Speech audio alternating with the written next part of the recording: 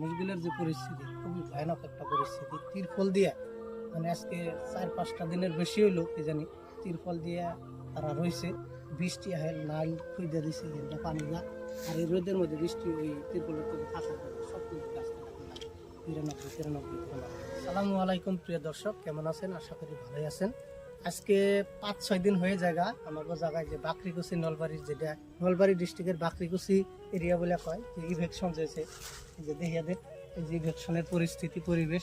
এই সাইডে একটু দেখে দেন, ওই সাইডে গাছ গাছালি কাটে একবারে তছনছ করে দিছে।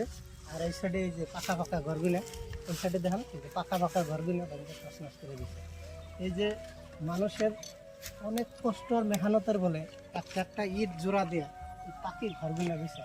মানে গরিব মানুষ, খুবই গরিব মানুষ, তারা একবারে দিনে না দিন খায় কর লাগে।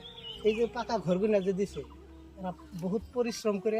আর 2-1টা প্রধানমন্ত্রী আবাস যোজনার ঘর, মানে প্রধানমন্ত্রী আবাস যোজনার যেগুলো একটা নাম আছে, সেই নামের পয়সা বহুত কষ্ট আর মেহনতের পয়সা দিয়ে একটা ইটা কিনা এরকম একটা ঘর আছে। কিন্তু সেই স্বপ্নের ঘরটারে কী করে দেবে সরকার? ভেঙে সেটা তছনছ করে দেবে। আগামী দিনে এই মানুষগুলোর সংস্থাপন হবে না হবে এটা বলতে পারলাম না।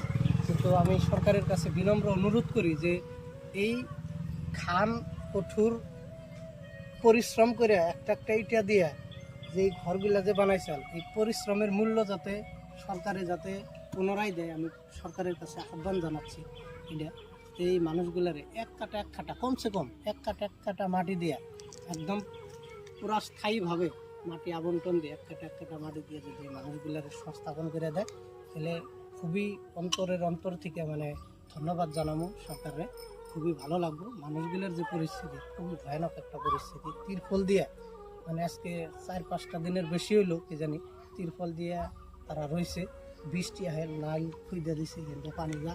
আর এই রোদের মধ্যে বৃষ্টি ওই তিরপলের তলে থাকার জন্য সব কিছু রাস্তাঘাট লাগে। 93 সরকারের তো আমি অনুরোধ জানাইলাম, ওই তিরপলগুলো দিছে মানে বিভিন্ন তরফ থেকে রিলিফ ফান্ড দিছে আর কি। ভালো লাগছে তার জন্য। তো সরকারের আমি এটুকু জানাচ্ছি আর কি।